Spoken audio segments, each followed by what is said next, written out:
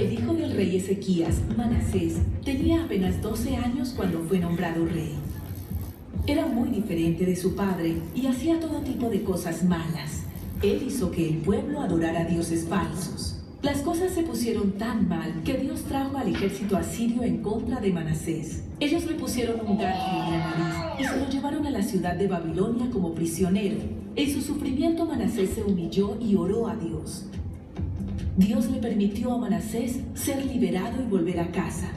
Durante algunos años las cosas empezaron a mejorar y los israelitas empezaron a seguir a Dios nuevamente. Incluso descubrieron el libro que contenía todas las leyes de Moisés, que había estado perdido durante muchos años. El pueblo aprendió de nuevo lo que significaba vivir en los caminos de Dios. Sin embargo, al poco tiempo las cosas empeoraron mucho más. Los reyes que gobernaron en Judá una vez más llevaron al pueblo lejos de Dios. Luego un día, Nabucodonosor, rey de Babilonia, atacó a los israelitas y destruyó casi por completo el templo que Salomón había construido.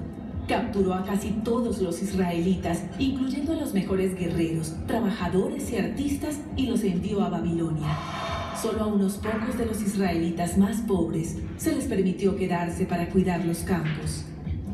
Dios envió 2 profetas, Jeremías a los que se quedaron en Jerusalén y Ezequiel a los que vivían en Babilonia.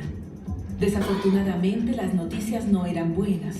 Como había hecho tan mal, Dios permitió que la ciudad de Jerusalén, su hogar, fuera destruida casi por completo, y el resto de los israelitas fue enviado a Babilonia. Sin embargo, el profeta Ezequiel les dijo a los israelitas que vivían en Babilonia que Dios no los olvidaría, que un día los rescataría y los restauraría.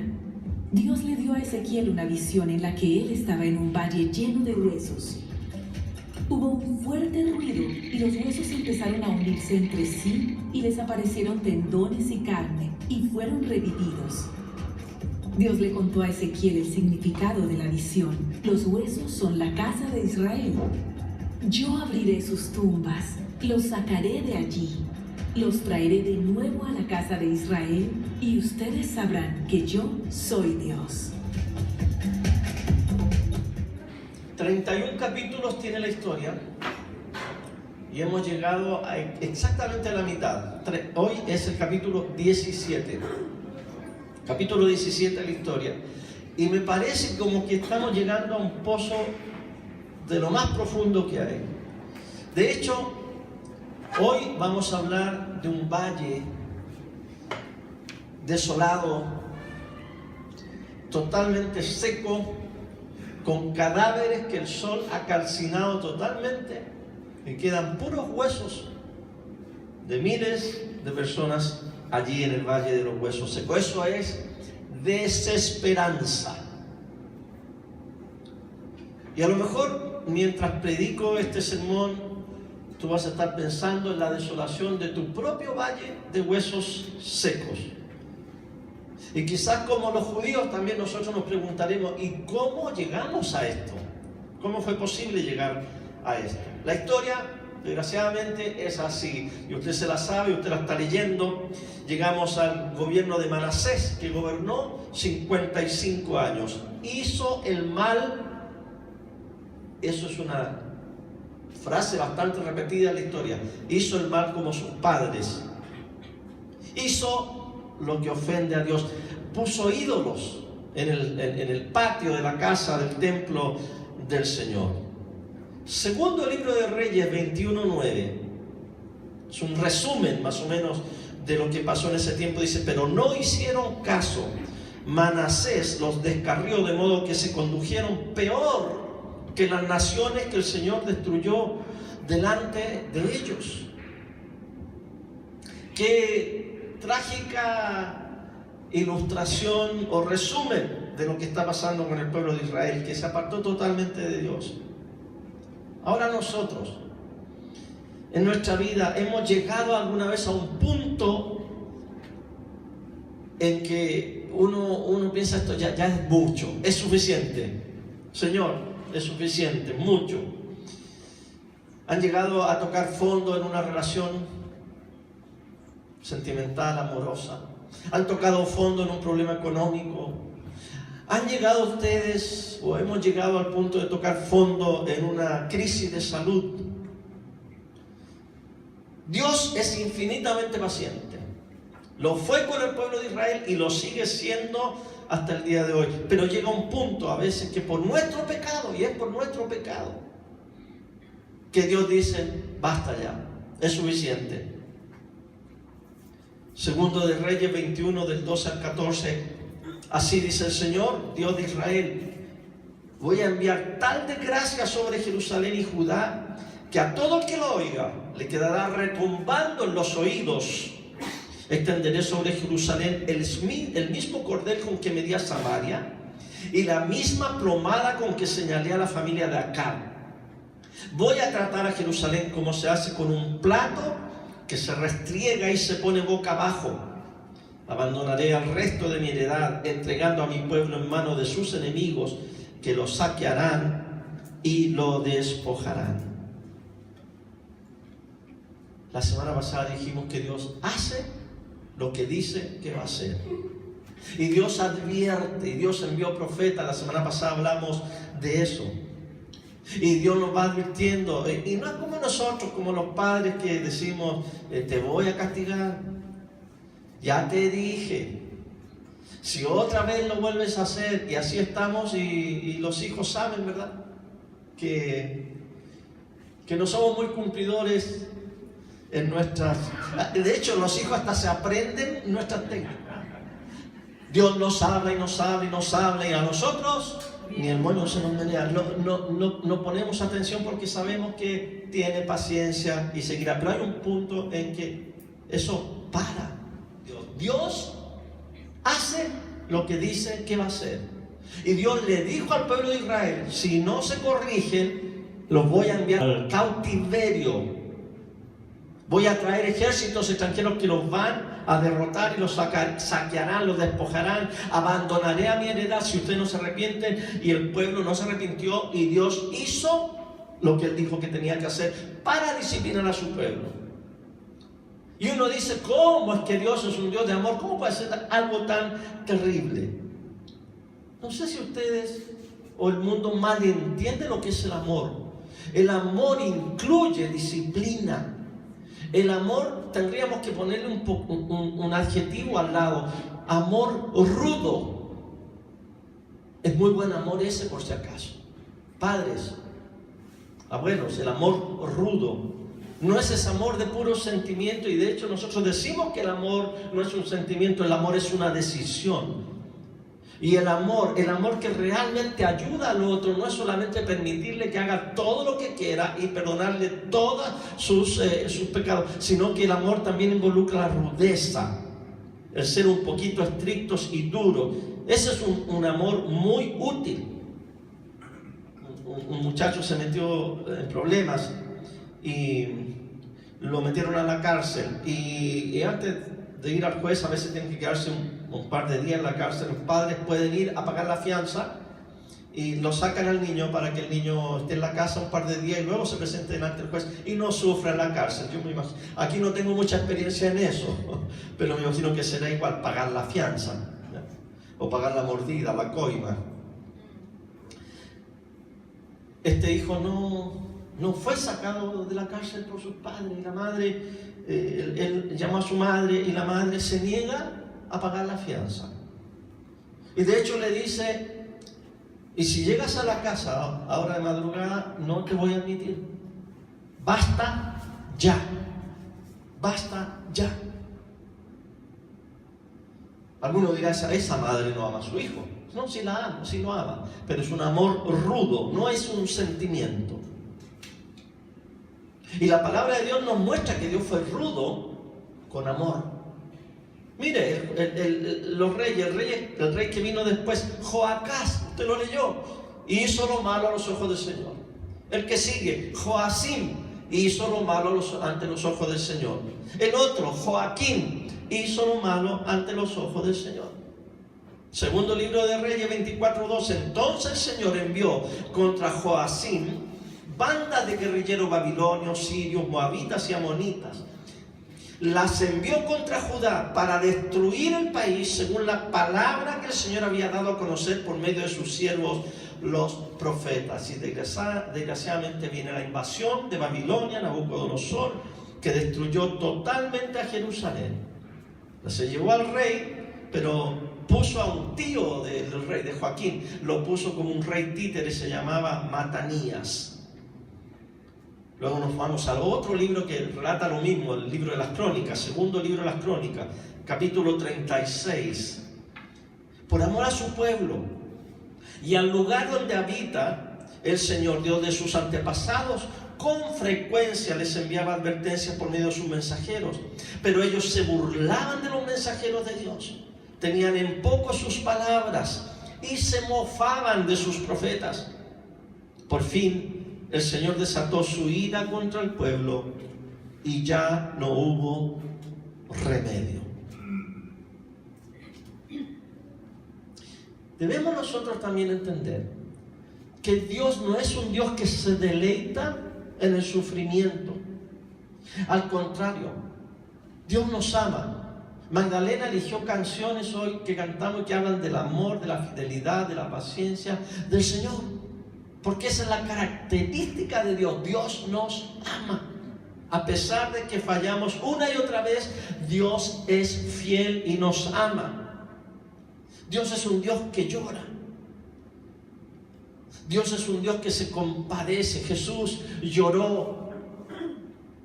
Jesús tuvo compasión de nosotros y se lamenta a Dios por el destino de su pueblo. No es un Dios como algunos piensan que, por ejemplo, los deístas piensan que Dios hizo el mundo, hizo la tierra, el universo y la hizo como un reloj, le dio cuerda y la dejó andando y Él se desentendió de todo lo que pasa. Ellos creen en Dios, pero no creen en un Dios que se involucra, sino en un Dios ausente que dejó andar la tierra hasta el día de hoy a los seres humanos.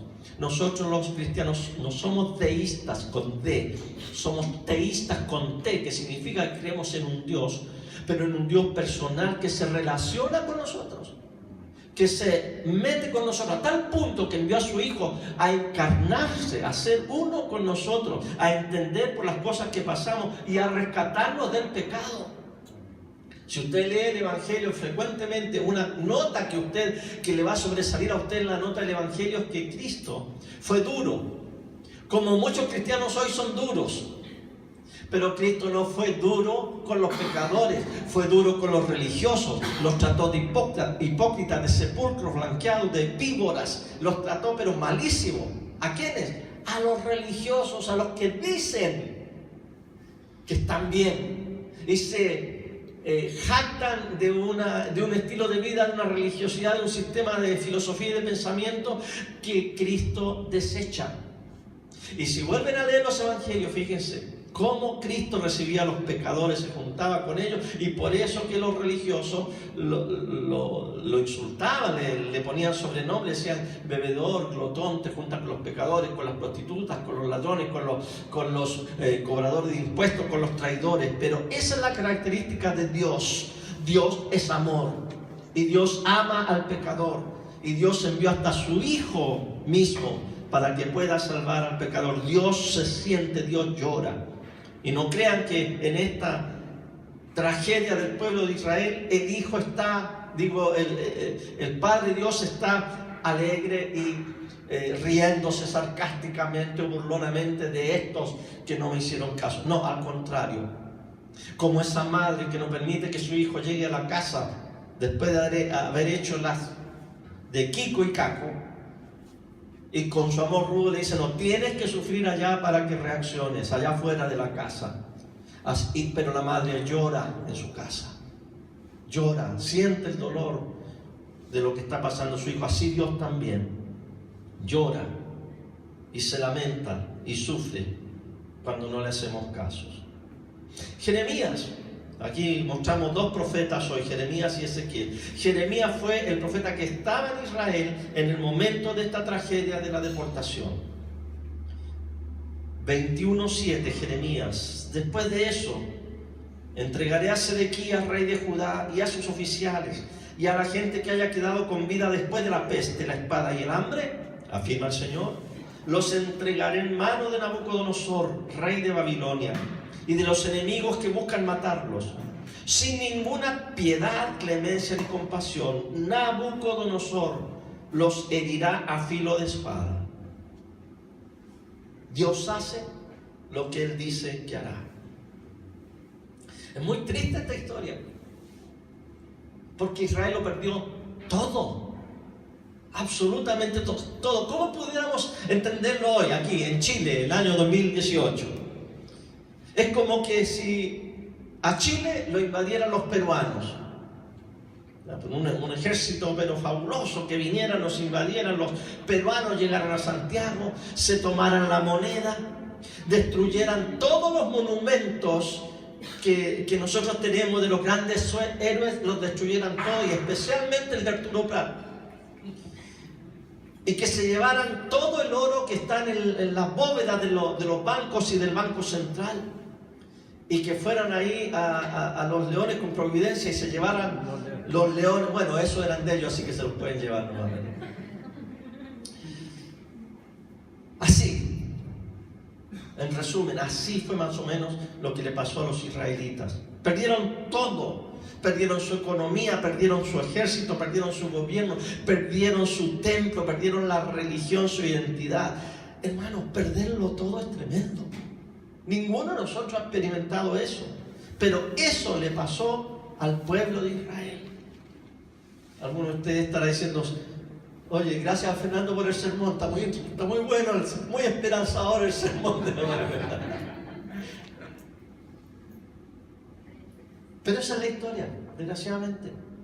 Esa es la historia de la humanidad, esa es la historia del ser humano, y esa historia no podemos negarla, está ahí, es una realidad. Ahora, vengamos a nuestra propia historia. ¿Cómo está tu historia personal? ¿O cómo ha sido tu propia historia? Y desgraciadamente, aunque quieras esconder tu cabeza como el avestruz, hay cosas que no puedes negar que han pasado en tu vida. Hay cosas que no puedes borrar. Tú no quisiste que esas cosas en tu vida fueran así, sin embargo fueron así y ahí están. ¿Cuántas cosas has perdido en tu vida? ¿Cuántas relaciones se han roto en tu vida? A veces por tu culpa y otras veces por culpa de los demás. Y uno se lamenta porque uno honestamente no quiere que la historia termine así. Yo no quiero este tipo de historia, yo no quiero este tipo de vida, yo no quiero este tipo de pasado que está sobre mi espalda. Y aquí entonces viene la palabra de esperanza. Hay nueva esperanza. Por eso que esta iglesia se llama Nueva Esperanza. Porque siempre Dios nos va a poner una opción nueva para nosotros salir de lo que estamos o olvidar lo que quedó atrás en el pasado. Y en la Biblia, en medio de toda esta confusión, esta tristeza, este dolor, hay un libro que escribió el mismo Jeremías. ¿Ustedes saben cuál es el sobrenombre del profeta Jeremías?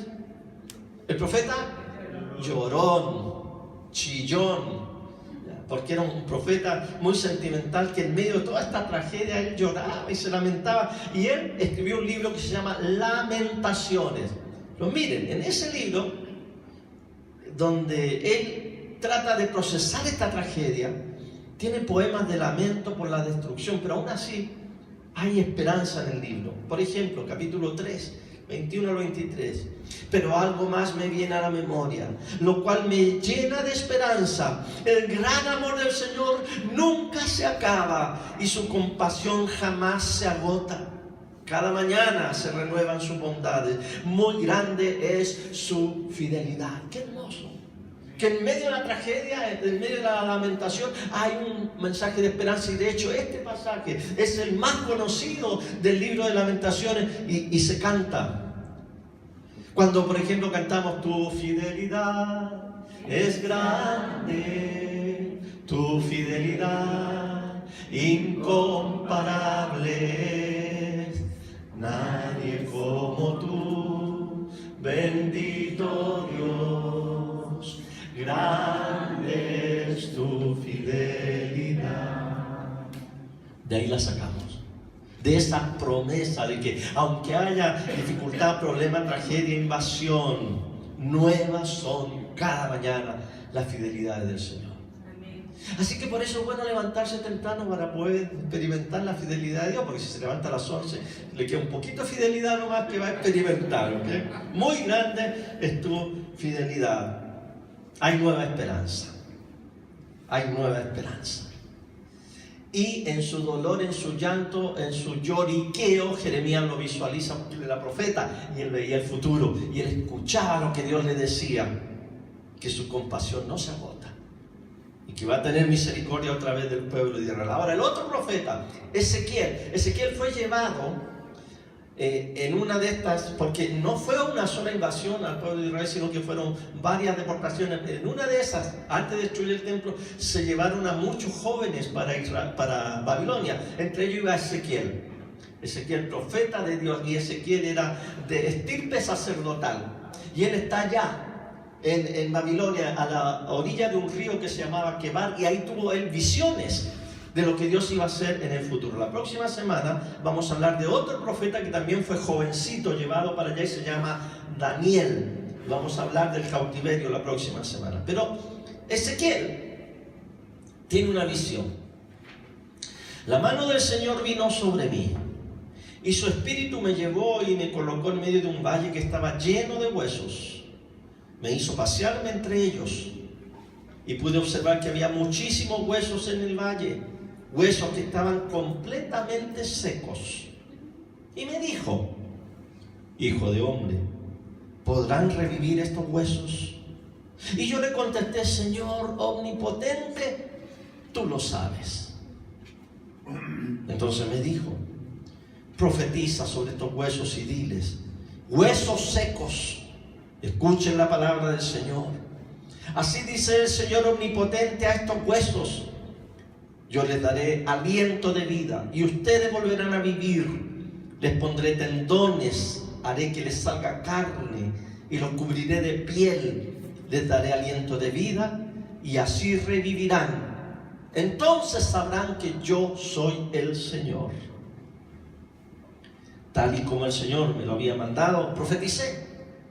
Y mientras profetizaba, se escuchó un ruido que sacudió la tierra y los huesos comenzaron a unirse entre sí. Voy a parar ahí un ratito. ¿Se está imaginando usted lo que está pasando? Da cosa, ¿verdad? Da miedo.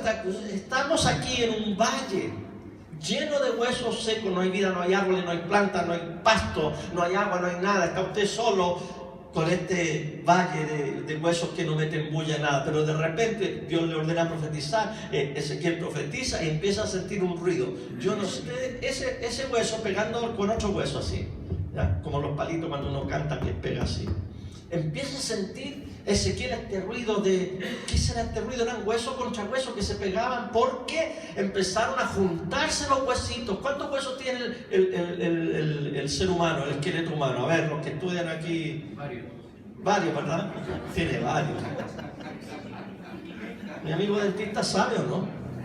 208. ¡Eso! 208 huesos, desde lo más chiquitito hasta el fémur, que es el más grande, que están desparramados en la tierra y que quizás cómo fueron desparramados. Y cuando Ezequiel profetiza, empieza el hueso a juntarse a su hueso. Hueso, júntate a tu hueso. Y viene un fémur por acá y se junta con la cadera de allá y pega cadera con fémur, ¿verdad? Y los huesitos de los pies y empieza todo eso como alrededor a moverse, a juntarse y a hacer ruidos de palitos de hueso. Yo no sé cómo serán los ruidos de los huesos, me imagino palo con palo así.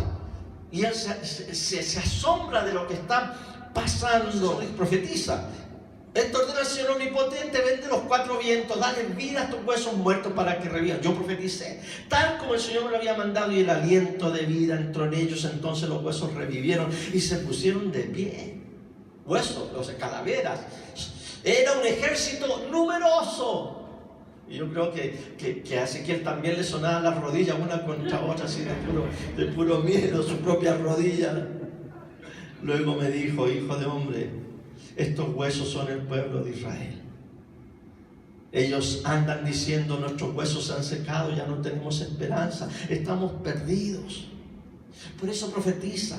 Y adviértele que así dice el Señor Omnipotente: pueblo mío, abriré tus tumbas y te sacaré de ellas y te haré regresar a la tierra de Israel. Y cuando haya abierto tus tumbas y te haya sacado de allí, entonces, pueblo mío, sabrás que yo soy el Señor. Pondré en ti mi aliento de vida y volverás a vivir y te estableceré en tu propia tierra. Entonces sabrás que yo, el Señor, lo he dicho y lo cumpliré, lo afirma el Señor.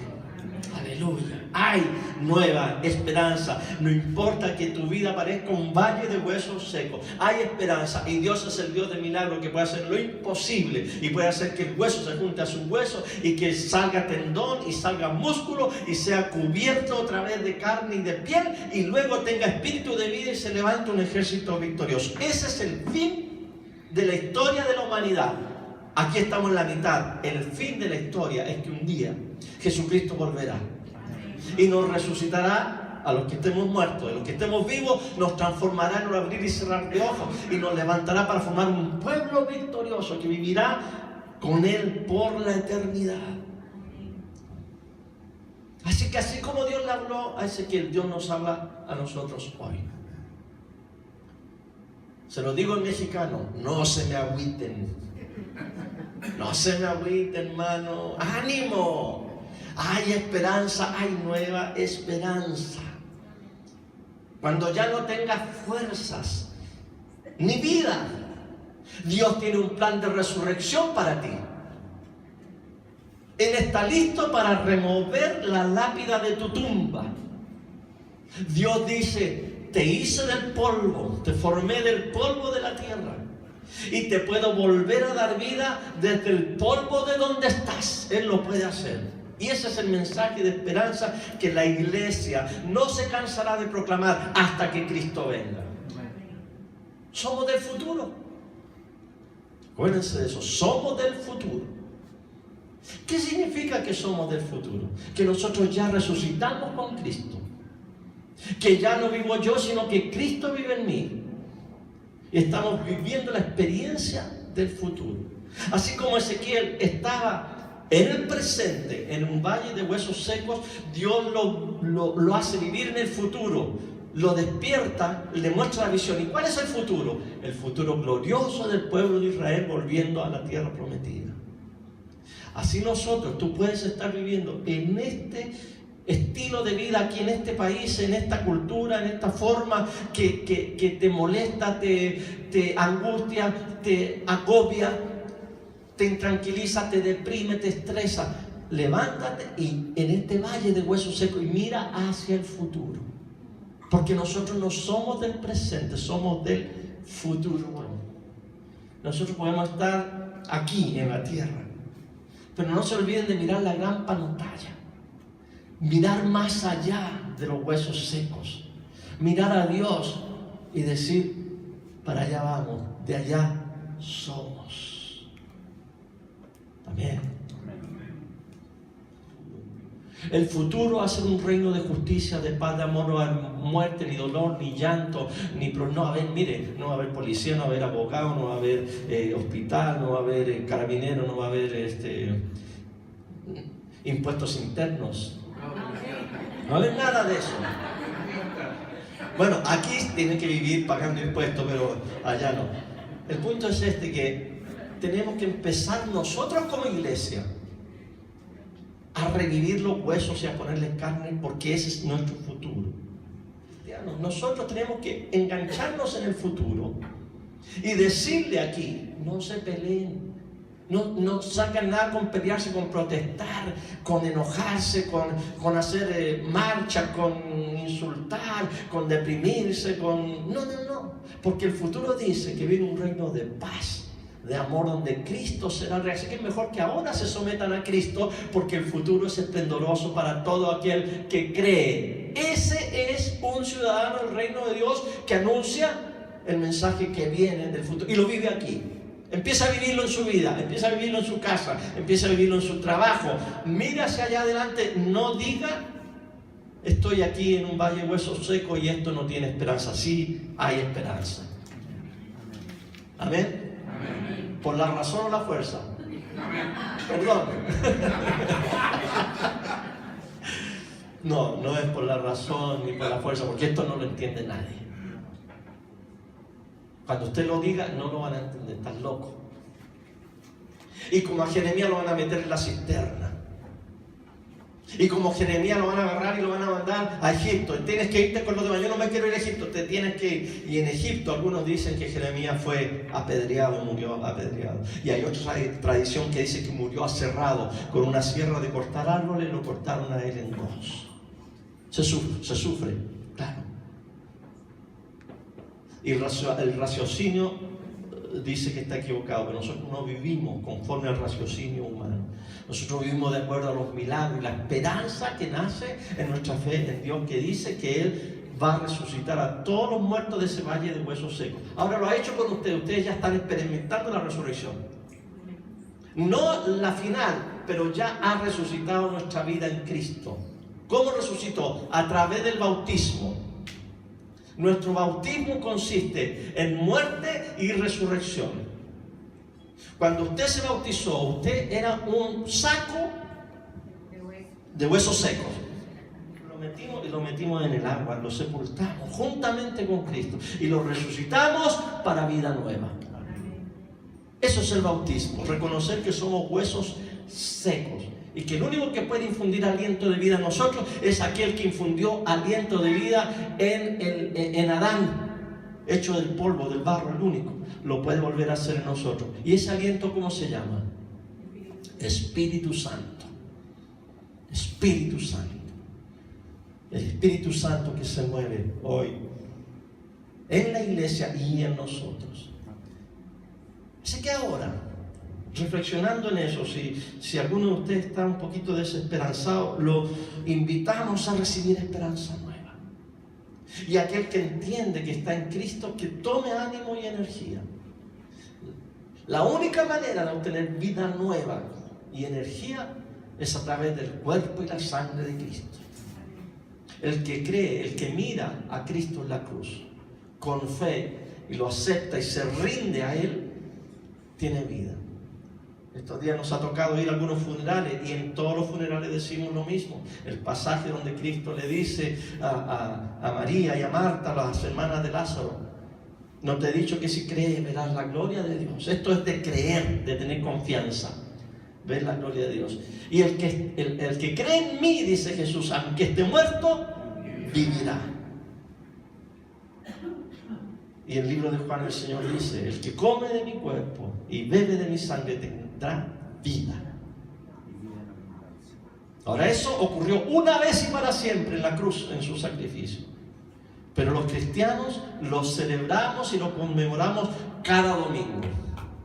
¿Por qué lo hacemos una vez a la semana? Porque tenemos la necesidad de conmemorar el sacrificio del Señor y alimentarnos del cuerpo y de la sangre de Cristo. Tenemos la necesidad de recordar que somos pecadores, pero que en Cristo ya tenemos vida nueva por la fe y que seremos resucitados el día final. Por eso es que practicamos de la comunión cada domingo. Y lo vamos a hacer este domingo una vez más. Pero